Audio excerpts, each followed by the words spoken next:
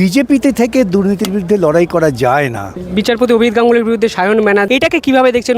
আজকে ভারতবর্ষের বুকে সবচেয়ে বড় গুরুত্বপূর্ণ জিনিস হচ্ছে যে দুর্নীতির বিরুদ্ধে লড়াই। আমাদের কাছে গুরু মানে শেষ অবধি তিনি যা শিখিয়েছেন সেটা চলে পড়ে এগিয়ে যাওয়া। সংসদে যত বেশি বেশি করে যোগ্য আইনজীবীরা যাবেন ততই সংসদের গুণমান বৃদ্ধি পাবে। নমস্কার, আপনারা দেখছেন শিবম দাসের ইউটিউব চ্যানেল। নিঃসন্দেহে দুর্লভ এক ফ্রেম। সায়ন ব্যানার্জির প্রচারে এসেছেন বিকাশ রঞ্জন ভট্টাচার্য, সাংসদ, আইনজীবী প্রার্থী।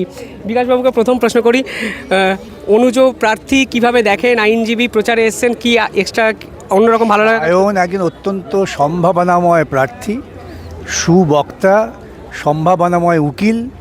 সংসদে এই সমস্ত মানুষেরই যাওয়া উচিত যাদের সম্ভাবনা উজ্জ্বল এবং যারা সৎ, যারা দুর্নীতির সঙ্গে নিজেদের যুক্ত করেনি এবং করবেও না। এই রাজ্যের লড়াই, বিশেষ করে তমলুক কেন্দ্রের লড়াই হচ্ছে সৎ প্রার্থী বনাম দুটি দুর্নীতিগ্রস্ত দলের প্রার্থী। সায়নদা, তুমি মঞ্চে বক্তৃতা দেওয়ার সময় বললেন স্যার এসছেন, বক্তৃতা দেওয়া স্যারের সামনে একটু কঠিন। বিকাশবাবু এসছেন, কেমন লাগছে? খুবই ভালো লাগছে। আমার মনে পড়ছে 2019 সালে স্যার তখন প্রার্থী যাদবপুর লোকসভা কেন্দ্রে। আমরা তখন এদিক ওদিক সেদিক পথসভা সেই সামগ্রিকভাবে দেখো, এটাই তো একটা রাজনৈতিক দল যে তারা সামগ্রিকভাবে সবাইকে এগিয়ে আনার চেষ্টা করছে স্বচ্ছতার সাথে। আকাশ থেকে নয়, লড়ো, ময়দানে থাকো, এদিক ওদিক লড়ো, সব জায়গা থেকে। আজকে স্যার এসছেন, ইচ্ছাইতে বেশি আর কী চাই? আজকে তো হয়ে গেল, আজকে অর্ধেক লড়াইয়ের যা জোশ ছিল আরও জোশ দ্বিগুণ হয়ে গেছে মোটামুটি। স্যার, বিপক্ষে অভিজিৎ গাঙ্গুলি, যিনি একাধিক ইন্টারভিউতে বলেছেন আমি গুরু মানি বিকাশ রঞ্জন ভট্টাচার্যকে, আজকে অভিজিৎ গাঙ্গুলি কিন্তু প্রতিদ্বন্দ্বী। না, এটা ভুল করছেন। অভিজিৎ, তিনি আমাকে যে সম্মান দিয়েছেন সেটা হচ্ছে আইনজীবী পেশায় যখন তিনি ছিলেন এবং সেই পেশা থেকে তিনি বিচারপতি হয়েছেন। বিচারপতি হিসেবে উনি অত্যন্ত ভালো কাজ করেছেন, এ নিয়ে কোনো সন্দেহ নেই। আমি কেন, সকলেই প্রশংসা করবেন। কিন্তু এখন তিনি আর বিচারকের আসনে নেই, এখন তিনি রাজনীতিতে এসেছেন এবং দুর্ভাগ্যজনকভাবে তিনি একটা দুর্নীতিগ্রস্ত দলের সঙ্গে নিজেকে যুক্ত করেছেন। যারা ওকে পরামর্শ দিয়েছেন তারা ওকে কুপরামর্শ দিয়েছেন, উনি কুপরামর্শের শিকার হয়ে পড়েছেন। বিজেপিতে থেকে দুর্নীতির বিরুদ্ধে লড়াই করা যায় না। বিজেপি এবং তৃণমূল দুর্নীতির এপিট আর ওপিট। কষ্ট হয় যে এইরকম একটা সম্ভাবনাময় মানুষ, যিনি সচেতনভাবে বিচার ক্ষমতা প্রয়োগ করে দুর্নীতির বিরুদ্ধে লড়াই করেছেন, তিনি আজকে দুর্নীতির দলের খপ্পরে পড়ে গেছেন। বিচারপতি অভিজিৎ গাঙ্গুলির বিরুদ্ধে সায়ন ব্যানার্জি, একাধিক নবীন মুখ, এরা বামেরা প্রার্থী করেছে বিভিন্ন অ্যাঙ্গেলে। এটাকে কিভাবে দেখছে? নবীন প্রজন্মের উত্থান বাম রাজনীতিতে? না, নবীন প্রজন্মই তো চিরকাল সামনের সারিতে থাকে, প্রবীণরা তাদের পরামর্শ দেয়, এটাই নিয়ম, জাগতিক নিয়ম। এই শুধু আমাদের তো চলে যেতে হবে, করে দিতে হবে স্থান নতুন প্রজন্মকে। সেজন্য এই সমস্ত ঝকঝকে উজ্জ্বল তরুণদের আমরা এনেছি। আমরা তাদের পরামর্শ দেবো, তারা আমাদের পরামর্শ শুনবেন, বিতর্ক করবেন, আমাদের পরামর্শ ঠিক বেঠিক এ নিয়ে বিতর্কের মধ্য দিয়ে সঠিক সিদ্ধান্তে পৌঁছবো, এটাই তো কাম্য। স্যার, গাড়িতে বলছিলেন সায়নদের মতো যারা স্টুডিওতে যায় তাদেরকে বলবো যারা ইস্যু ভিত্তিক কথা আরও বেশি করে বলে, চটকদারি কথা যেন না বলেন। আজকে সায়ন পাশে দাঁড়িয়ে আছেন, কি বলবেন? একে কথা সবসময় ওকে বলি, আমি এমনিও ফোন করে বলি, তোমার এটা ভালো হয়েছে ইন্টারভিউ, এটা ভালো করে করো, ভালো করে আইন পেশায় এসো, ভালো আইনজীবী হওয়ার সম্ভাবনা আছে। এই সমস্ত চক্করের মধ্যে হারিয়ে গিয়ে নিজের যে আইনি দক্ষতা, যেটা অত্যন্ত বেশি প্রয়োজন, একজন আইনজীবী সমাজকে অনেক কিছু দিতে পারে। আপনারা দেখছেন সাম্প্রতিককালে সেই কাজটা ভালো করে করবে এবং যদি নির্বাচনে যেতে, আমি বলবো সেটা তমলুকের ভোটারদের পক্ষে একটা অত্যন্ত ইতিবাচক সিদ্ধান্ত হবে ভবিষ্যতের জন্য। স্যার, আপনি আইনজীবী প্লাস সাংসদ, রাজনীতি করেছেন। সায়ন সবে রাজনৈতিক কেরিয়ার অন্তত মাঠে নেমে প্রার্থী হয়ে শুরু করেছেন। দুটো পেশা একই সঙ্গে তাল মিলিয়ে চলাটা একটু কঠিন বলে মনে হয়? এটা সায়নদার প্রশ্ন ছিল, আমি করে দিলাম আপনাকে। আমার কাছে কখনোই মনে হয়নি কঠিন, কেন আইনজীবী তাকেও বৃহত্তর সমাজের মঙ্গলের জন্য চিন্তা করতে হয় এবং তার একটা অন্যতম অংশ হবে সংসদে দাঁড়িয়ে যাতে ভালো আইন পাশ হয়, সেই আইন ভালোভাবে কার্যকর হয় সেটা দেখবার জন্য। সেজন্যে আমি নিজে মনে করি যে সংসদে যত বেশি করে যোগ্য আইনজীবীরা যাবেন ততই সংসদের গুণমান বৃদ্ধি পাবে। সায়নদা, বিকাশবাবু এসছেন আজকে তোমার প্রচারে, কোথাও গিয়ে তোমার কি কনফিডেন্স বিল্ড আপ হচ্ছে? মানে এর আগে সুজন চক্রবর্তী এসেছিলেন, আমার বক্তব্য হলো নবীন প্রজন্ম প্রবীণ প্রজন্ম একসাথে মিলেমিশে একাকার হয়ে যাচ্ছে। তোমাদের দলে নবীন প্রবীণ দ্বন্দ্ব নেই তো? না, কোনো দ্বন্দ্ব নেই। কিসের দ্বন্দ্ব বলো তো?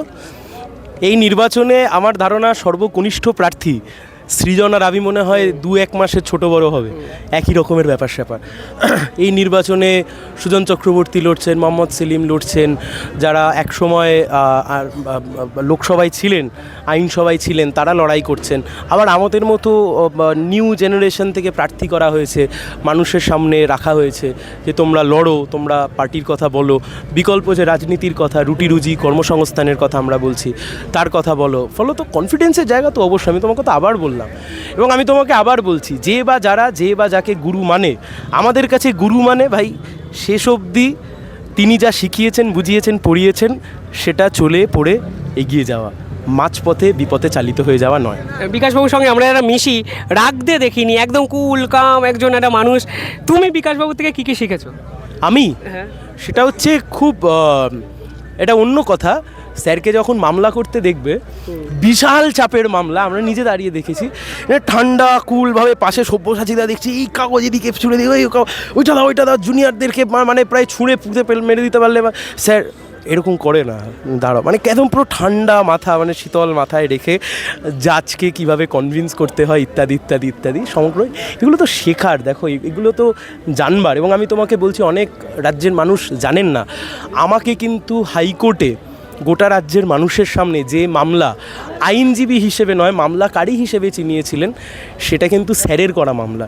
সেটা হচ্ছে মমতা বন্দ্যোপাধ্যায়কে যখন মুখ্য সচিব নির্বাচন কমিশনারকে চিঠি লিখে বললেন যে ভবানীপুর কেন্দ্রেই উপনির্বাচন করতে হবে, সেই সময় জনস্বার্থ মামলা।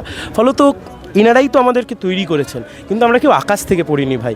আর আরেকটা জিনিস এনারা বুঝিয়েছেন, প্রচুর সামনে ক্যামেরা থাকবে, পিঠ এসে চাপড়ে দেবে, তুমি বিশাল উপরে উঠে গেছো, 2-4টে পুলিশও আশপাশে ঘোরাফেরা করতে পারে, পা যেন মাটির ওপরে না ওঠে, উঠলে ক্ষতি সর্বনাশ দুম করে পড়বে। আমার একটা শেষ প্রশ্ন, কি পরামর্শ দেবেন ক্যামেরার সামনে সায়নকে, যদি একটু বলেন আজকে বাংলার মানুষ দেখে? না, সায়ন প্রত্যেক মানুষের কাছে যাবেন এবং ও ভালো বক্তা, ছোট্ট করে মূল বিষয়টা বলবেন।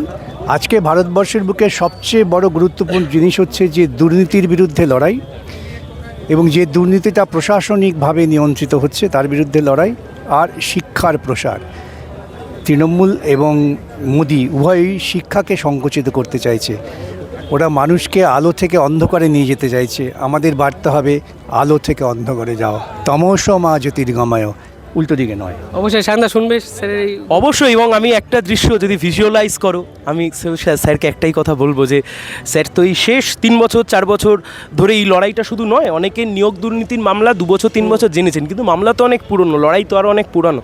তুমি ভাবো এই লড়াইতে বামপন্থীরা জিতছে, রাজ্যসভার সাংসদ বিকাশ রঞ্জন ভট্টাচার্য সিনিয়র হেড করে নিয়ে যাচ্ছেন, পিছনে লোকসভার নবনির্বাচিত কম বয়সীরা রয়েছেন, তার সাথে মোহাম্মদ সেলিম রয়েছেন, সুজন চক্রবর্তী রয়েছেন, ইত্যাদিরা রয়েছেন। এই দৃশ্যটা রাজ্যের মানুষের পক্ষে অনেক স্বস্তিদায়ক, দুর্নীতিমুক্ত সমাজ গড়বার জন্য অনেক বেশি পজিটিভ ইতিবাচক বার্তা দেয় বলে আমার মনে হয়। আমরা যেন এই ছবি দেখবার জন্যেই, একটু ভালোভাবে বাঁচবার জন্য এই কাজ করতে পারি, আমি এটুকুই বলবো। সত্যি স্বপ্নবোধা এটাই সুন্দর, বাস্তবের মাটিতে বোঝাবে চৌঠা জুন কী হয়। দেখতে থাকুন শিবম দাসের ইউটিউব চ্যানেল গুরু শিষ্য যুগলবন্দিনী। আপনাদের কি মত কমেন্টে জানাবেন।